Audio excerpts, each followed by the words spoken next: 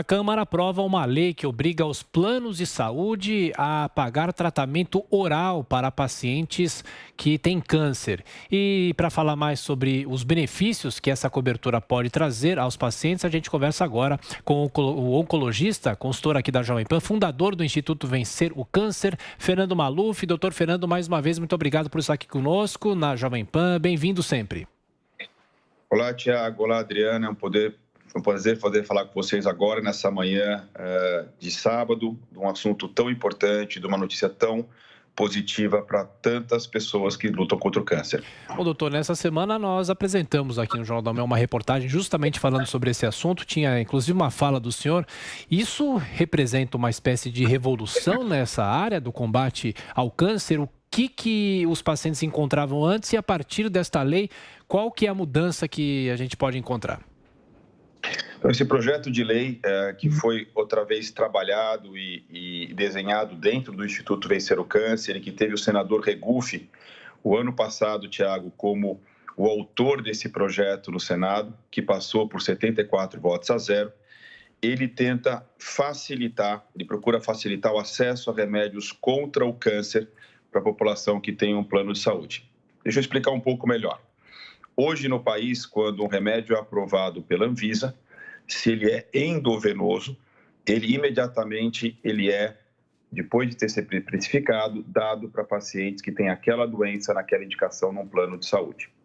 Se ele é oral, ele além de passar pela avaliação da Anvisa, que é o órgão máximo para avaliar eficiência e seguridade, ele passa depois ainda por um crivo da Agência Nacional de Saúde. Nas últimas 2 vezes, essa análise demorou por volta de 3 anos para ser feita. E mais ou menos 40% a 50% dessas medicações não foram aprovadas por um critério de custo-efetividade. Ou seja, a gente tinha remédios que demoravam até 3 anos para ser reanalisado depois de já aprovados e ainda parte deles não era aprovada por uma questão do custo, o que obviamente levava a um número imenso de brasileiros e brasileiras que deixavam de ter acesso a remédios orais. O ponto é que hoje a grande maioria dos remédios são orais, ou seja, pessoas pagavam o plano e não tinham acesso àquele remédio. Qual é o impacto disso? A gente estima que 50 mil pessoas são diretamente prejudicadas por não terem um remédio que ou facilite a cura, ou evite a volta do tumor, ou que aumente a sobrevivência, ou que diminua as complicações do câncer. Portanto, essa nova lei que passou no Senado e agora, a questão de 2 dias atrás, foi votada por unanimidade no Congresso Nacional, por 398 votos contra 10, ela estabelece o mesmo critério que se usa para os endovenosos. Quando a Anvisa aprova um remédio contra o câncer endovenoso ou oral, independente da via de administração, esse remédio, depois de precificado, já pode ser dado para pacientes que têm um convênio médico, não passando mais por uma segunda avaliação ou pelo risco desse remédio não ser aceito por uma questão do custo. Doutor Fernando, parabéns desde já pela participação do Instituto na conquista. Agora, os tantos mil pacientes que ficam animados com a novidade, todos os planos devem cobrir a partir de agora esses tratamentos ou só os planos mais especiais? Não, Adriana, agora nós temos uma última fase que o presidente Jair Bolsonaro precisa sancionar esse projeto de lei, que na Câmara dos Deputados teve a participação vital da deputada Silvia Cristina, Flávia Moraes e Carmen Zanotto, e o presidente sancionando, aí sim, todos os planos devem cobrir essas medicações orais que não são experimentais, que a Anvisa já aprovou, baseado outra vez nos critérios mais rígidos e científicos de eficiência e segurança. Portanto, seriam todos os planos que deveriam cobrir essas medicações. E uma pergunta importante: e os outros 75% da população que a gente se preocupa tanto, que está ligado ao SUS? Para esse grupo de pessoas, que é o maior grupo, porque só 1/4 tem o plano de saúde, o Instituto Vencer o Câncer tem feito uma série de debates agora para caminhar com novos projetos de lei para permitir acesso para pacientes que estão no SUS. Porque, obviamente, o abismo entre quem tem um plano de saúde e quem está no Sistema Único de Saúde, ele é muito grande. Então, uma preocupação nossa, obviamente não é só nossa, é de várias outras ONGs, de vários deputados, senadores e pessoas da sociedade, é como que nós vamos entregar para o paciente do SUS também tecnologia, que seja tecnologia de eficiência alta, segurança alta e que permita para que aquela pessoa, homem, mulher, adulto, criança, adolescente, tenha um tratamento digno, decente e efetivo. Doutor Fernando, a gente sabe que no Brasil há uma judicialização muito grande dos planos de saúde, envolvendo as operadoras, com hospitais, com até mesmo pacientes que cobram coberturas e não tem essa cobertura de uma cirurgia, enfim. Muitas vezes a pessoa faz a cirurgia e depois vai brigar com o plano de saúde que nem tudo foi cobrado, foi pago, foi oferecido. Eu penso, o senhor teme uma judicialização a partir de agora? Se o presidente da República, assim, sancionando esse projeto, o senhor acha que as operadoras vão brigar na justiça para não dar esses remédios para os pacientes? Tiago, eu não acredito. Eu acho que as operadoras de saúde, elas têm um papel muito importante e vital para o equilíbrio do sistema, né, da saúde suplementar. Os planos de saúde, e tem várias ações que eu acompanho, que eles querem e trabalham muito duro através de digitalização, através de protocolos, de criar uma eficiência maior em termos do que é o melhor tratamento baseado no valor. Então, na verdade, eles têm feito vários movimentos muito positivos nesse sentido. Esse ponto específico era um ponto, obviamente, que existia uma discordância do melhor jeito, e eu não tenho dúvida que o melhor jeito é dar o remédio correto, mas, ao mesmo tempo, os planos têm feito movimentos outros muito interessantes. O que eu acho é que, em esse projeto sendo sancionado, os pacientes acabam por um modo legal, ter o direito àquele remédio. Então, acho que a questão da judicialização, que hoje é muito grande, baseado, outra vez, na falta desse projeto de lei que até agora não tinha sido aprovado, ele vai cair de modo muito importante. Por quê?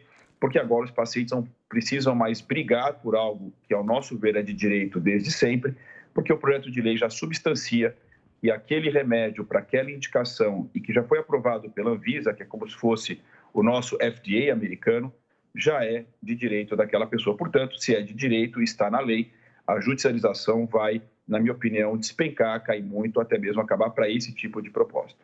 Que bom, doutor Fernando. E todos os tipos de câncer, dependendo do estágio, podem precisar desses remédios agora, provavelmente cobertos pelos planos, ou alguns tipos da doença precisam principalmente? Como estão os números de doentes de câncer no país? Então, na verdade, o que a gente sabe hoje é que de cada 10 remédios contra o câncer, por volta de 7 deles são orais. E as indústrias farmacêuticas não fazem uma versão oral e uma endovenosa. Se eles fizessem, esse não seria nem um ponto talvez tão crítico da discussão. Na verdade, os remédios que são orais, você não tem um substituto endovenoso. Portanto, ou é aquele ou é aquele. Não tem um segundo parecido. Portanto, a minha impressão aqui é que, para esses remédios, que representam hoje a maioria dos remédios contra os cânceres, e os cânceres mais comuns, Adriana, como câncer de próstata, de mama, de ovário, de pulmão, os tumores de outras partes do aparelho digestivo, da parte urinária também. Quer dizer, esses tumores, ou essas pessoas que têm esses tumores, vão certamente se beneficiar de remédios específicos orais. Claro que existem remédios endovenosos que têm o seu papel, mas agora o paciente vai ter todo o leque do que existe de melhor e aprovado no país e aprovado no mundo à sua disposição para aquela indicação, de acordo, obviamente, com a indicação médica.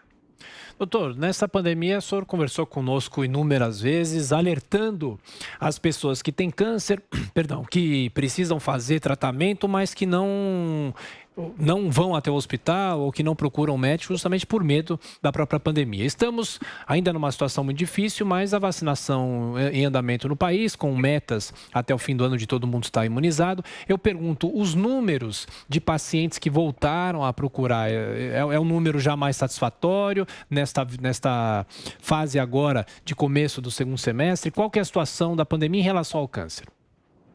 Essa é uma ótima pergunta. A gente começa a ver agora que as pessoas estão saindo de casa para questões de saúde, ou seja, a gente percebeu que, dependendo do mês do ano passado e desse ano, os exames de prevenção, de rastreamento, eles caíram em 70%, 80%, ou seja, as pessoas deixaram de fazer seus exames pela questão do isolamento, e muita gente em tratamento deixou ou abandonou seu tratamento por receio de sair de casa, ou eventualmente porque os recursos hospitalares das clínicas foram redirecionados para a questão do Covid.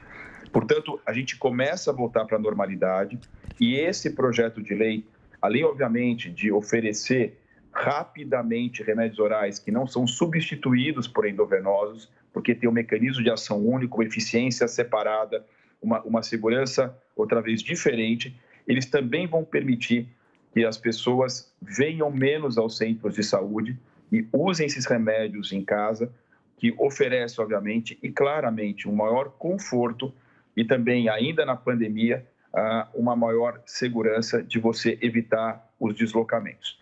Portanto, outra vez, a pandemia, graças a Deus, ela vem ainda presente, mas os números vêm melhorando, a gente percebe isso, mas esse projeto tem ainda esse benefício adicional, que é prover para os pacientes conforto para não ter que se deslocar e, eventualmente, também manter o isolamento ainda mais no momento que a pandemia melhorou, mas ela ainda não acabou. Perfeito. E, doutor Fernando, para a gente encerrar, esses remédios para o tratamento contra o câncer são caros? Como faziam os pacientes até então? Eles são tomados com grande frequência?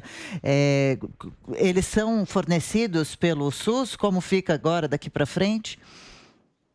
Então, esses remédios, eles têm preços variáveis. Poucos deles são oferecidos no SUS, alguns, mas não todos, certamente.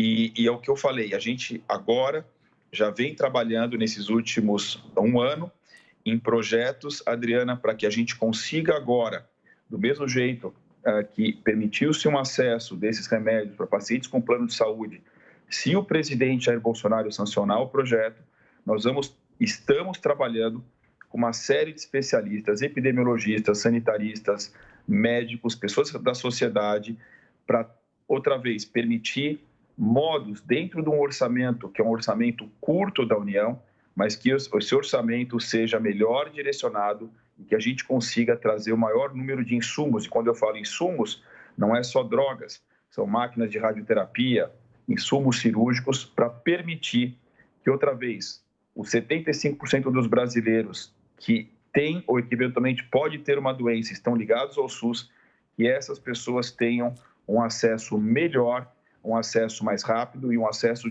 que tenha tecnologia à boa disposição para que a gente consiga equilibrar a chance de cura do cidadão brasileiro que está no SUS versus o cidadão brasileiro que está ou que tem o plano de saúde. Porque hoje o degrau é muito diferente entre um e outro. Nós estamos levantando agora bancos de dados de vários tumores, incluindo câncer de próstata, de rim, de bexiga, de ovário, de útero. E eu posso assegurar para vocês que quem está dentro do SUS versus quem tem um plano de saúde, esse primeira pessoa começa a briga em desvantagem. A gente já tem dados mostrando que as curvas de sobrevida e de cura são muito diferentes.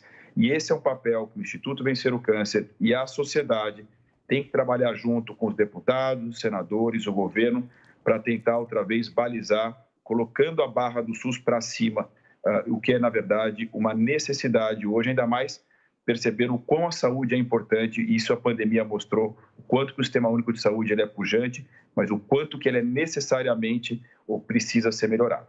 Doutor Fernando Maluf, do Instituto Vencer o Câncer, oncologista, consultor aqui da Jovem Pan. Muito obrigado mais uma vez, doutor, pela atenção, pela gentileza. Bom fim de semana, até a próxima.